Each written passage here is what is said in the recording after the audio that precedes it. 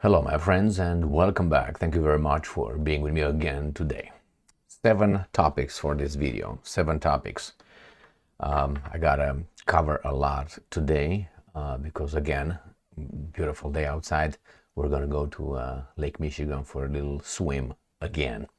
So, 7 topics. The first one, we have a number of troops, Russian troops, the exact number of Russian troops committed to Kursk counteroffensive. That is, the Russians are trying to push the invaders back. That's one topic. And that's a big number or amount of Russian troops. The other one, the Russians attacked again with a number of drones, 51 drones. Ukraine and succeeded in committing a lot of damage, producing a lot of damage, causing a lot of damage. Even though the Ukrainians claim that they destroyed a lot of drones, I have numbers to show you what kind of oblasts, they call it energy infrastructure, the Russians were able to destroy, and how many subjects, or how do they call them, a number of people anyway left without power in Ukraine. That's following the attack. The Russians also claim that they destroyed one HIMARS, US-made air defense system. Next one, Germany goes to Kazakhstan as a beggar. Well, that's what happens. Goes over there and begs for oil. Kazakhstan, remember, is one of Putin's good friends. So the Germans, which is actually Olaf Scholz, the Chancellor of Germany, he goes over there and begs for oil and gas. Good job, Germany. Good job.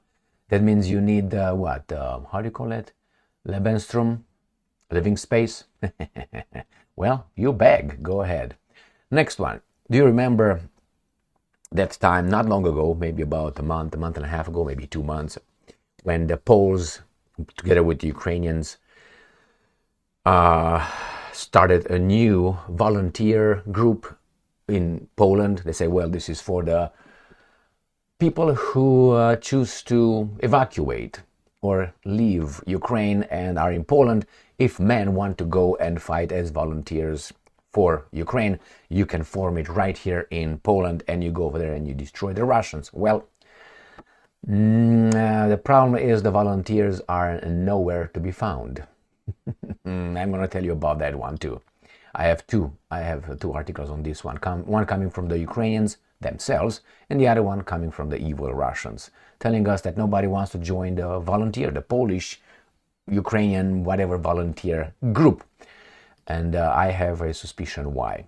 We'll find out that Mr. Zuckerberg, moving to the next topic, from Facebook or Meta, they ban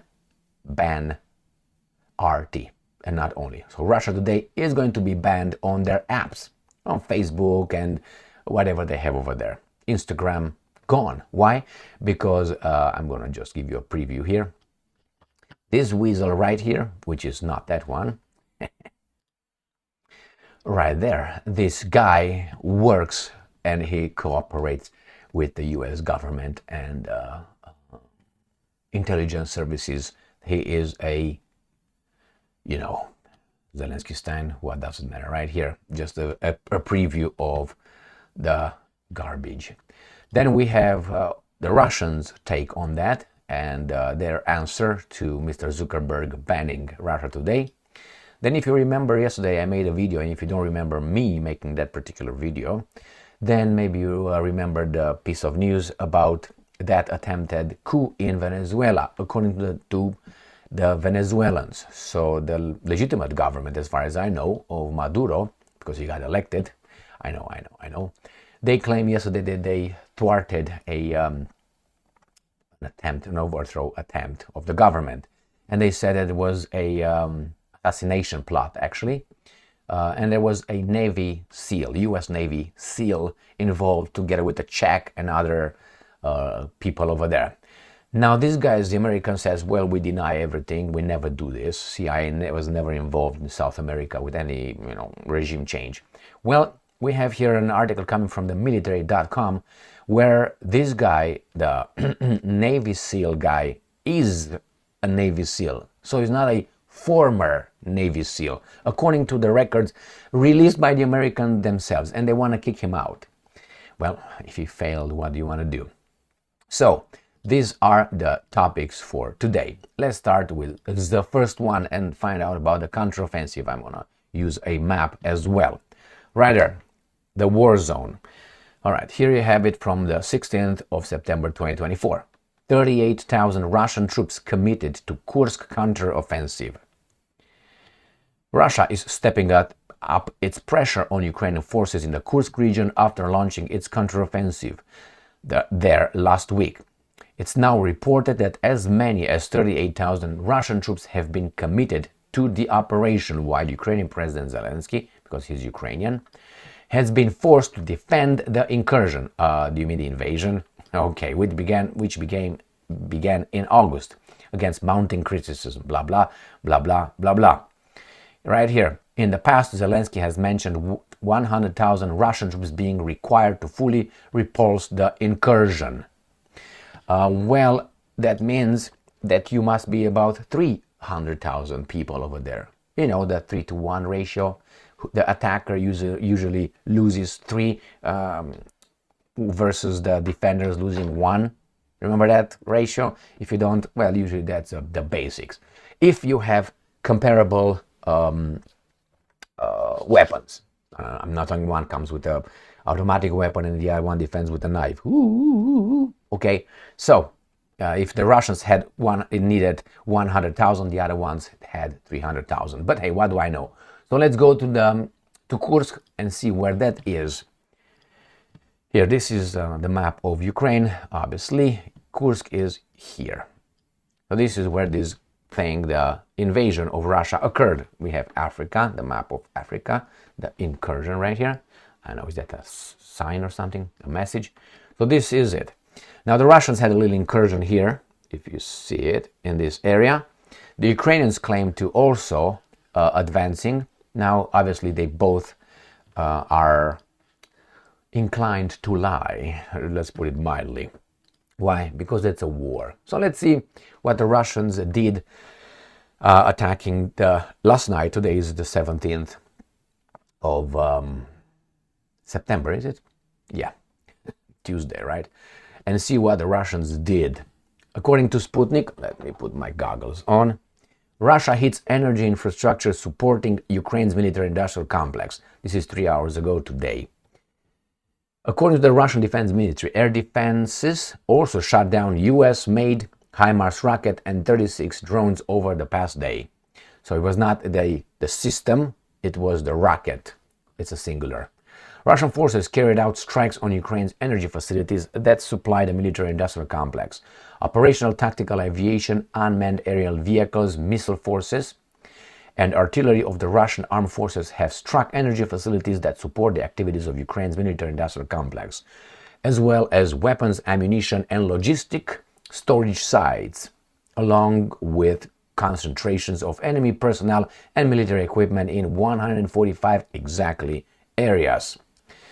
It says here in June, we don't care about this one. Let's go to see what the Ukrainians are saying. Ukrainska Pravda, Tuesday, 17th of September. Russia attacks energy facilities in 5 oblasts. Damage reported.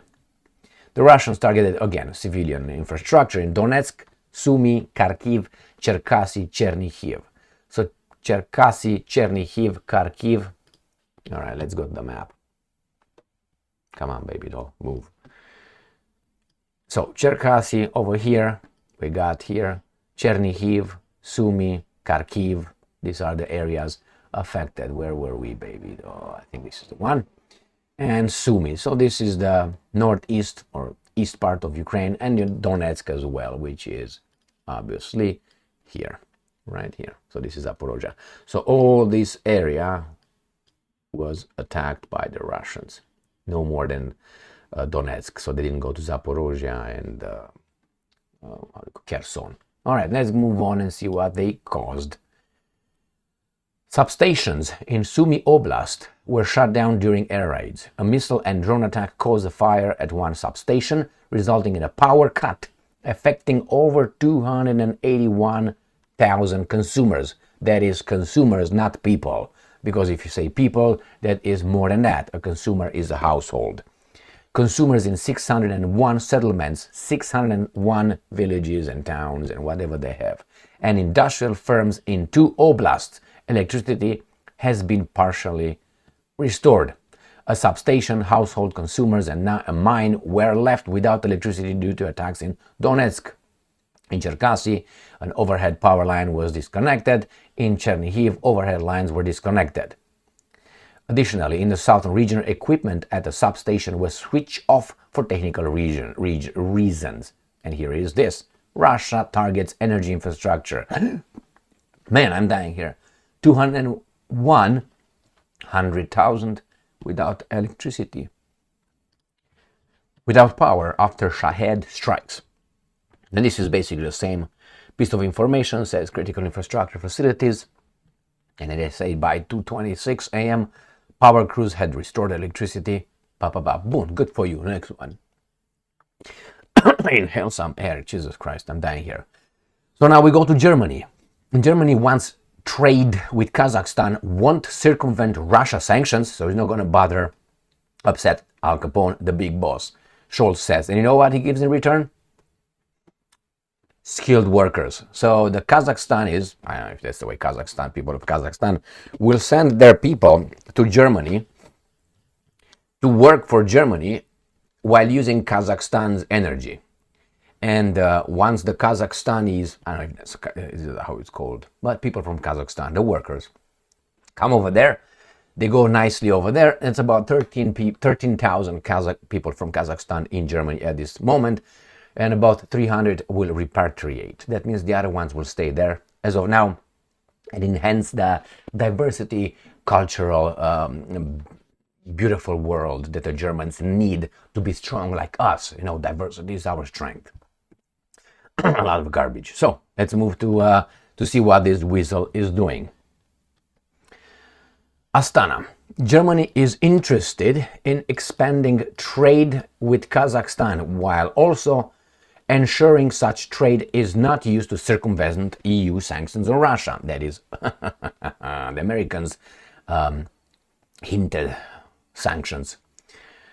Why hinted? They told these guys in Europe, you gotta do it, and they did it. Because that's the way it goes.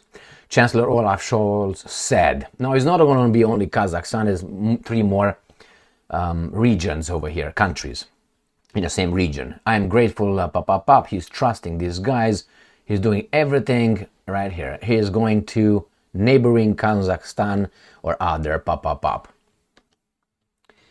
Is this what you want? Of course, they want to diversify our economies. Both sides will benefit from exchange because it allows us to diversify our economy and make them more resilient. That means now you're going to be blackmailed by Kazakhstan because they're going to give you that whenever they feel like. Kazakhstan has already stepped in to replace Russia as a supplier of crude for Berlin's Schweld refinery. So you're going to be, and again, visit comes Russia, Now, regardless how you take it, you still beg. Germany, you have no resources enough for your great economy, industry that is collapsing, free fall. So keep doing it. While others, which are the Americans or whomever has this around, is going to go around, slap people around, take their territories as friends, and then they have resources. And not only that they have it, they prevent others from having them. Or they will be in charge of the resources and they will distribute to their weasels whenever. It's like in the old times when you had, let's say, a war of invasion. The king, we got other little landowners with their little knights and whatever they had. And when they would go over our other territories, once they took over, the king sat at the table and gave everybody else a part of the loot. That's how it was. It's like at the table. They ate and they just throw a little bone. After I eat it, throw it over there to a little dog to eat it. And I ordered a little mime over there to entertain me. That's the way it is. But it is the same. We are the same. It's just different people with ties and all that. They show up with suits and Armani and all that, but they are the same. It's just they do it in a more how do you call it, sophisticated way. Not this sophisticated. If you take all these veneer off, this is the same thing. The king at the table throwing a little bit of a bone to the dogs over there, and have the mime, the media, that's the mime, and the actors, the news and entertainment industry actually sing for me, entertain me now, tell me how great I am. Now, all right, let's move to the next one. How about those volunteers? New Voice of Ukraine. Poland lacks volunteers for its Ukrainian Legion initiative, Foreign Minister Sikorski said. Why is that? Because people who fled, who left Ukraine, left for a few reasons. One, some of them were cowards. I'm afraid, and we're all afraid. The problem is, if you're courageous, you're gonna, muster something that most of them don't have, let's put it this way. So you're a coward. The other one, you don't want to fight for the guys set as being the leaders of your country. Maybe the other ones, you don't want to fight for those guys. And then the third one, you don't want to fight the Russians for those guys. Maybe there are some other reasons, but I think these are the main ones. So of course, if they fled, they don't want to go back and fight. Otherwise, they would just go back and cross the border into Ukraine and say, hey, I'm ready. They have no more, not only weapons, manpower. Warsaw is ready to form a Ukrainian Legion from Ukrainian citizens living in Poland, but currently lacks enough eligible volunteers, Polish Foreign Minister said in an interview with Ukrainian outlet European Pravda. And I'm quoting, we are ready. Well, you are, but they are not. We have done everything a long time ago, and now we are waiting for Ukrainian volunteers. It's like you open a business and nobody shows up. Everything is good, but nobody wants our product. And these guys are not idiots. Come on, they are Ukrainians, not idiots. And I'm quoting, if my memory serves me right, let's see, it's interesting. Thousands of volunteers have registered in your database to update their residence. But according to my data, there are still not enough volunteers ready to form a brigade. Well, because some people lie and some people want to cover their asses. And probably the ones that were in Poland right now are in Germany. Why? You're not going to catch me. So this is one. Well, this is on September 13. Ukrainian Foreign Minister Andriy Sybiha and Sikorski made statement regarding Poland's Ukrainian Legion. According to them, negotiations on forming the Legion are currently ongoing. The Ukrainian soldiers are likely to be trained on Polish territory. Good for you. Next one. Sputnik tells us the same thing. Lacking recruits, Warsaw fails to create brigade from Ukrainians living in Poland, Foreign Ministry. Right. Something is wrong with this picture, and I will show you right now. This can't really be where it says it is. I'm going to show you here. Please, you see that person over there? You see that person over there? I just noticed. You see that person over there? You see that person over there? These are not Ukrainians. So these guys featured here. I mean, this is black. Okay, that's black. That's black. That's black. That's black. Black. This looks Polish or Ukrainian if you want. But this is obviously, I don't know what this is. But nevertheless, so I don't know why they put this one, but a lot of diversity in the background. But people like me and others understand that those guys are not Ukrainian refugees featured in this picture. This is a lie. You just go and take Sputnik and take this picture and you zoom it however you want. So again, don't fool me. Polish newspaper Dziennik Gazeta Prawna reported on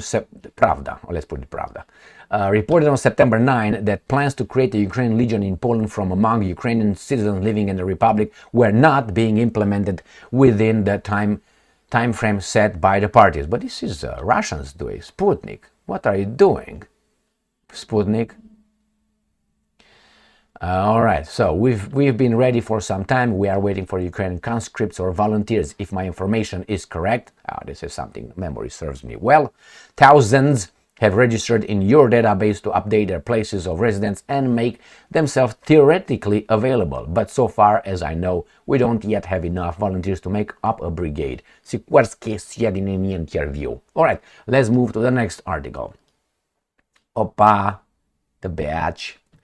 Now, this is a guy, remember, he's not a genius.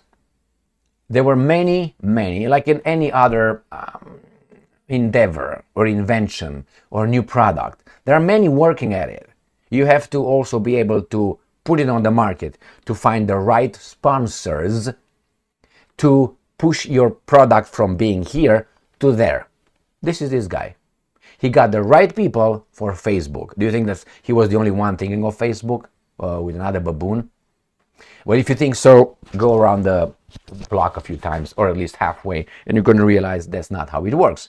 So he has to work with someone like, other endeavors, if you want. So he is their man. He is their guy. There you know who those guys are, right? The guys with the blue eyes. If you don't know what it is, ask a Romanian, an older Romanian. All right, so here it is. This guy, and that's why they're after Musk right now. Meta bans Russia today. Rossiya, Segodnya from apps globally. Spokesperson. Yeah, you did it. Good job. What's his name? Zuckerberg. After careful consideration, I'm quoting, we expanded our ongoing enforcement against Russia's state media outlets. Rossiya, Segodnya, Russia Today, and other related entities are now banned from our apps globally for foreign interference activity. Because the American, another Zuckerberg or Zelensky-Stein, Mr. what's his name? Blinkenstein, Mr. Blinken, he came and said, those are intelligence services working for Russia Today. And another Zelensky-Stein said, Havana Lagila, da-da-da-da-da, okay, let's do it. And they did it. But hey, no coincidence. The ban comes just days after the US sanctioned the Russian media outlets. Russia has repeatedly denied foreign interference, calling the allegations attempts to suppress alternative points of view. All right, let's go to the next one. What was there? Banned in Russia for extremism. Who's that? Meta? Yeah, there you go. So I ban you, you ban me, and that's how the customers are, or the clients are benefiting. Meta's ban on Sputnik's very bad and politicized decision, an analyst says. Okay. There is a perception, and I'm quoting, in the United States that the flow of Russian information will always be disinformation, and that it will be tipped in favor of Donald Trump, even though Russian President Vladimir Putin has said that he could deal with Kamala Harris too. This perception is simply untrue. I mean, the idea is to frighten the American people that they don't know one idea from another. They frighten, yeah. I mean, that's the spokescreen. Professor Joe Siracusa, political sciences and dean of global future, Curtin University, told Sputnik. And as such, the idea that Russia spends all of its time to propagandize the American public and that there is a body of information out there that is going to undermine their faith and their freedom is ridiculous. Now,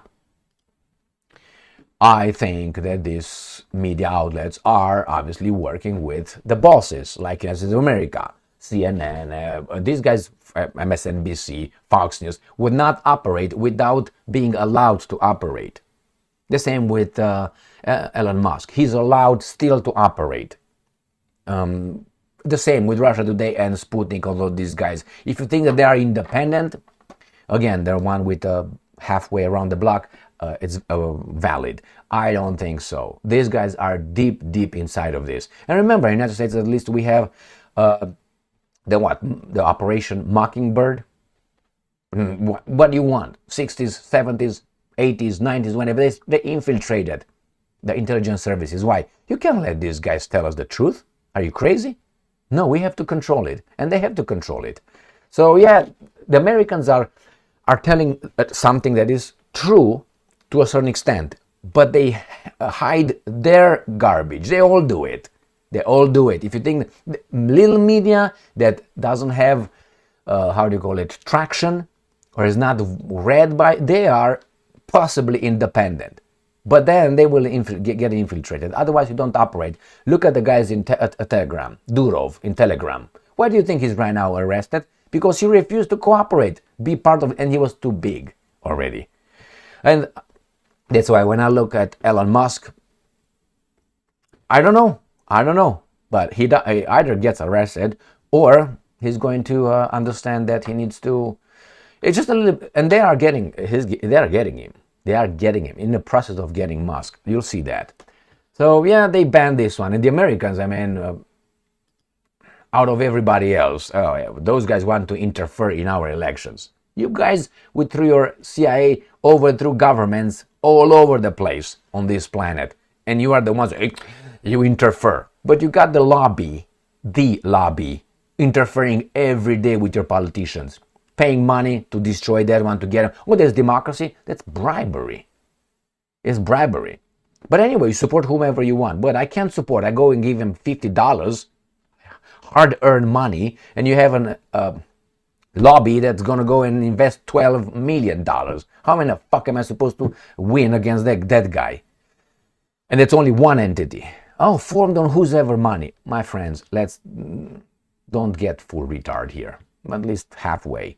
Meta bans Russia Today. Kremlin responds to Meta's ban on Russian media. The US tech giant has discredited itself with the move, Dmitry Peskov says. I think that's been discredited for a long time. People whom Washington depicts as shrewd Russian spies cannot be silenced online. I think so, because they will be successful in limiting. You can't eliminate, because that's the way. As long as you have people, they will find a way. I mean, the communists were brutally suppressing the media, and still we had information and we knew who's what and what is what. In Romania, not many believed that the communism, yes, the communism. Even among the elites, so-called elites, they were like, we do this because we like our position here. Right? We are special people. Like personalities here in America nowadays. They can, if they don't want to wear masks, they don't wear masks, but the rabble has to wear masks. Clear example in California and the Super Bowl and many other examples. What's her name? Pelosi, when she went to have her hair done. No masks, and she asked everybody in California to have. All right, she's a senator of California. So let's go to the last article here, coming from military. Sailor held by Venezuela for alleged Maduro assassination plot is a Navy SEAL.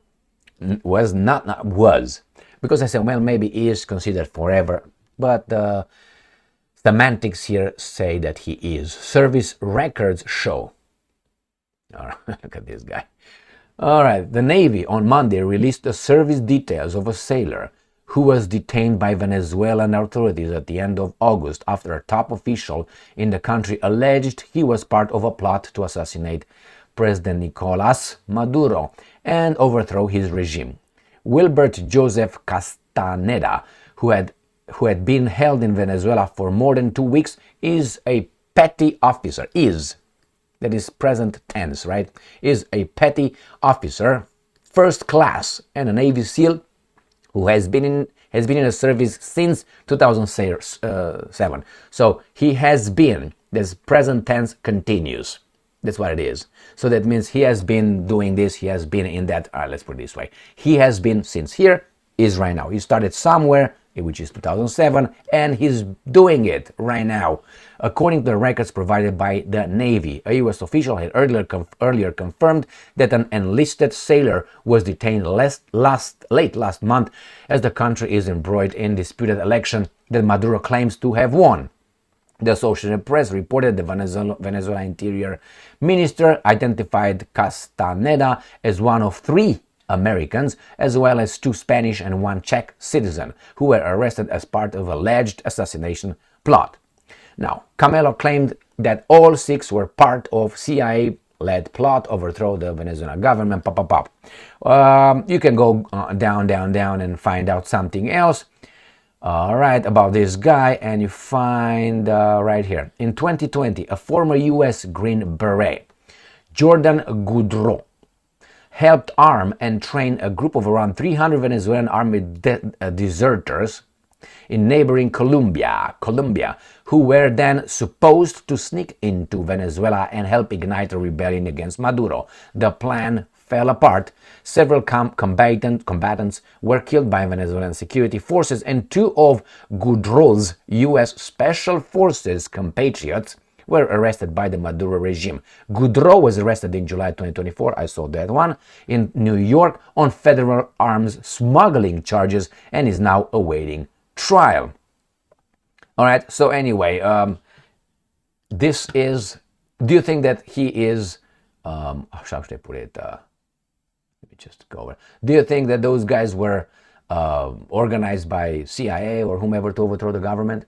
Well, I don't know, but if you remember, the Gulf of Pig invasion was something that was organized by the CIA without, if I remember correctly, John F. Kennedy knowing about it, and he was very upset with the FBI, CIA, and all those guys.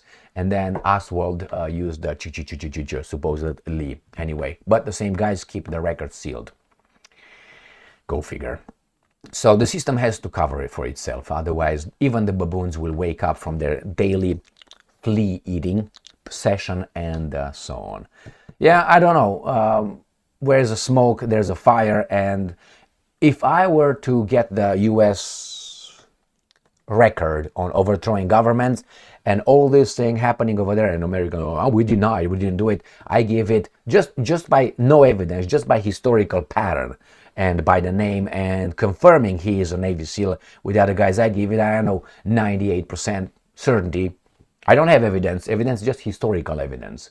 Let's put it this way, that guy and those guys wanted to do something. Now with five people, I don't think you overthrow a government without the military. You need the military to cooperate with you. And I think there are some Russians over there as well around Maduro that will you up. Anyway, some Spetsnaz or maybe Wagner group. All right, my friends, here is this first video for today. Hurry up, the sun is up and the water is waiting for me and my flamingo. And all right, thank you very much for being with me again today. Stay strong, stay smart, look for the truth, and be just.